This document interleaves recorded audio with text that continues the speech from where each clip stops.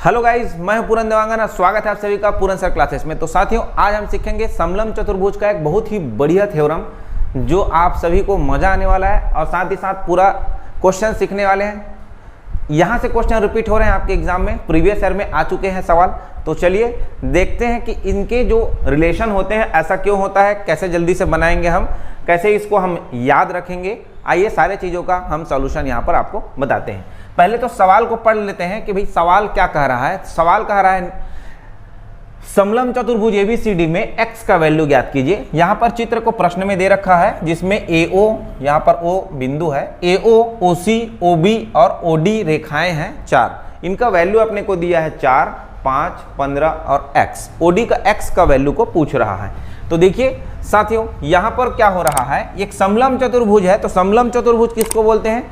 आमने सामने की दो रेखाएं क्या होती हैं? केवल और केवल समांतर होती हैं। ठीक है, तो AD पैरेलल BC है।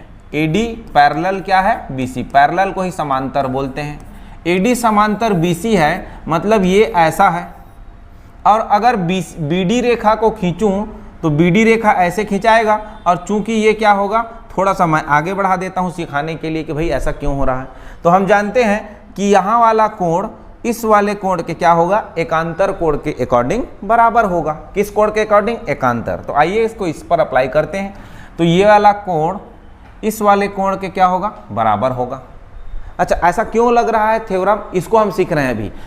उत्तर तो 1 सेकंड का नहीं है निकालना, लेकिन याद रखना है लंबे समय तक। तो जानना पड़ेगा कि इसका रीजन ऐसा क्यों होता है। तो देखिए, ये वाला कोण इस वाले कोण के क्या है जी, एकांतर कोण के माध्यम से बराबर है। वैसे ही हम AC रेखा के लिए लेकर चलें तो ये कोण इस कोण के क्या होगा जी, एकांतर कोण के माध्यम से बराबर होगा। उसके बाद हम जानते हैं कि दो रेखाएं अगर एक दूसरे को प्रतिच्छेद करती है तो यहाँ जो कोण बनता है आमने सामने का कोण, उसको हम कहते हैं शीर्षाभिमुख कोण। मतलब ये वाला कोण और ये कोण आपस में क्या होंगे, बराबर होंगे, है ना।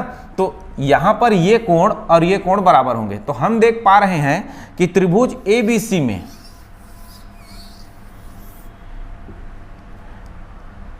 त्रिभुज का AOD और त्रिभुज का BOC, यहां पर हमने क्या क्या देखा, देखो ये कोण D इस वाले कोण B के बराबर, ये कोण A इस वाले कोण C के बराबर, और यहां पर ये कोण शीर्षाभिमुख के माध्यम से बराबर। तो यहां पर त्रिभुज AOD और BOC में क्या हो रहा है, यहां AOD और BOC में समरूपता हो रहा है। कौन से, किस चीज के माध्यम से? कोण कोण कोण माध्यम से। तो हम इसको एंगल एंगल एंगल के माध्यम से क्या प्रदर्शित करते हैं, समरूप त्रिभुज कहते हैं। कौन सा त्रिभुज कहते हैं? समरूप त्रिभुज। AOD और BOC त्रिभुज को हम समरूप त्रिभुज कहेंगे। किस माध्यम से? कोण कोण कोण के माध्यम से। हमने समझा कि भाई ऐसा क्यों हो रहा है, तो कोण कोण कोण के माध्यम से क्या हो रहा है, ये आपस में समरूप हो रहे हैं। तो समरूप त्रिभुज अगर होता है तो हमारा संगत भुजाएं आपस में क्या होती है जी, अनुपातिक रूप से बराबर होती हैं। तो देखिए, संगत भुजाएं में हम OA upon OC equal to OD upon OB, ये संगत भुजाएं हैं, आपस में क्या होंगे जी, बराबर होंगे। आपस में क्या होंगे, बराबर होंगे। तो जब आपस में बराबर होंगे, अनुपातिक रूप से बराबर होंगे, ध्यान रखिएगा, समरूप त्रिभुज का रूल है अनुपातिक रूप से बराबर होता है। सर्वांगसम त्रिभुज क्या होता है, एग्जैक्ट बराबर होता है, ठीक है ना। तो यहां पर अनुपातिक रूप से बराबर होने के कारण ये रूल लगेगा। तो OA का मान अपने को दे रखा है, क्या दे रखा है, 4। OC का मान अपने को क्या दे रखा है, 5। OD का वैल्यू अपने को निकालने बोल रहा है, और OB का वैल्यू अपने को दे रखा है 15। 5 एकम 5, 5 तिया 15। तो यहां से हमने x का वैल्यू क्या पाया, 4 तिया 12। x का वैल्यू हमने क्या पाया, 12, जो कि दिए गए ऑप्शन A पर आपका आंसर लिखा हुआ है। तो इस तरह से इसका जो प्रमेय होता है वो सिद्ध होता है कि समलंब चतुर्भुज में जो विकर्ण होती है वो क्या होता है, अनुपातिक रूप में एक दूसरे से क्या होते हैं, बराबर होते हैं। किस वजह से? समरूप त्रिभुज बनता है, इस वजह से। तो इसका एक्चुअल रीजन आपको पता चल गया, सॉल्यूशन कैसा है ये भी पता चल गया। आइए इसी पर आधारित एक अगला सवाल समझते हैं, वो भी आपके एग्जाम में पूछ चुका है। तो देखिए कैसा है सवाल, है हमारा अगला, CGTET 2019 में पूछा गया बढ़िया सा सवाल है। देखिए, ABCD एक समलंब चतुर्भुज है जिसमें AB parallel CD, AB A B रेखा और सी डी रेखा आपस में क्या है, पैरेलल है। तो यहां पर भी हम सिद्ध कर पाएंगे कि ए ओ बी त्रिभुज का वो समरूप है त्रिभुज का सी ओ डी के। सेम कॉन्सेप्ट लगेगा, ठीक है। कौन सा कॉन्सेप्ट, कोण कोण कोण कॉन्सेप्ट से क्या होगा, ए ओ बी और सी ओ डी आपस में समरूप होंगे, सर्वांगसम नहीं, समरूप, ध्यान रखिएगा।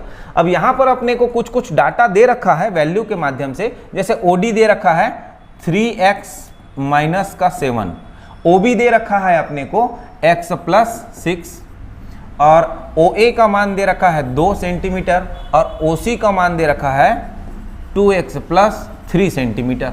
तो इस स्थिति में अपने को x का वैल्यू पूछ रहा है। तो आइए समझते हैं कि हमने तो ये चीज़ जान लिया है कि भाई समलम चतुर्भुज में दोनों विकर्ण एक दूसरे को जब काटेंगे तो जो त्रिभुज बनेगा ए ओ बी और सी ओ डी आपस में क्या होगा, समरूप होगा। तो यहाँ से हम क्या पाते हैं कि O A upon O D equal to O B upon O C, संगत भुजाएं का अनुपातिक रूप से क्या होता है, बराबर होता है। तो आइए इस रूल का प्रयोग करते हुए इस x का मान को निकालते हैं। तो ओ ए का वैल्यू अपने को दिया है 2 रख दिया।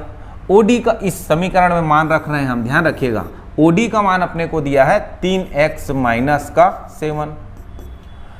उसके बाद ओ बी का मान दिया है x प्लस 6 और ओ सी का मान दिया है 2x प्लस 3। ये अपने को डाटा दिया, हमने फुलफिल कर दिया, x का वैल्यू यहाँ से निकालना है। तो आइए चलते हैं, यहाँ पर गुणा करेंगे तो 4x 2 दूनी 4x प्लस 2 तिया 6, 3 एकम 3x स्क्वायर प्लस 18x और माइनस का 7x और माइनस का 42, इतना होगा, ठीक है। अब हम क्या करते हैं, इसको उधर पूरा पक्षांतर कर देते हैं। तो 3x ज्यों का त्यों होगा स्क्वायर में, क्योंकि स्क्वायर वाला और है नहीं तो उसके साथ कोई जुड़ेगा घटेगा नहीं। अब देखिए 18 में 7 गया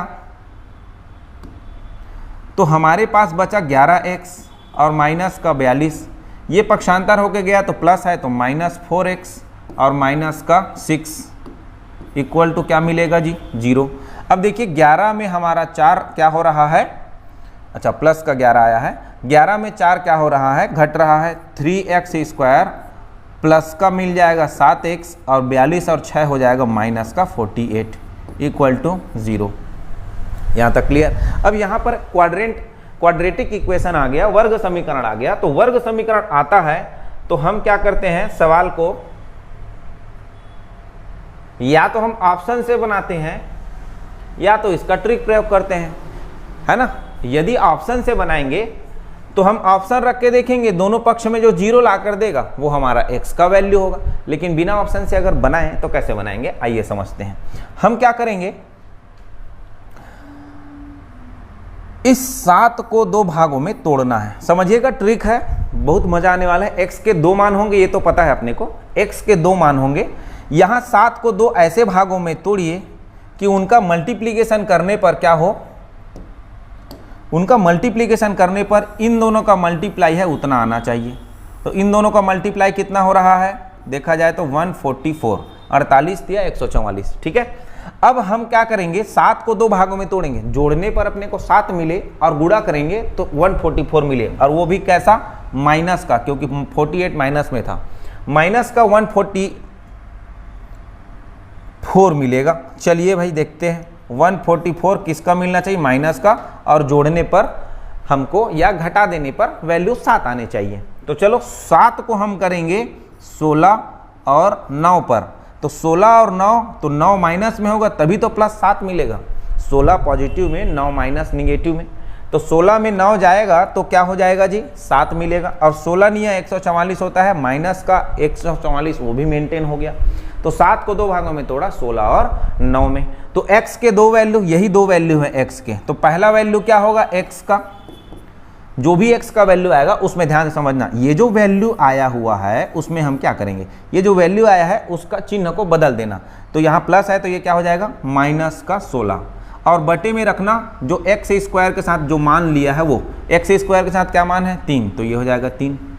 एक दूसरा मान x का क्या आएगा, ये -9 है तो ये हो जाएगा +9, और हम क्या करेंगे, एक्स स्क्वायर के साथ जो डाटा है उसको उसके नीचे रख देंगे। दोनों में करेंगे वो काम, ऐसा नहीं है कि एक में करेंगे।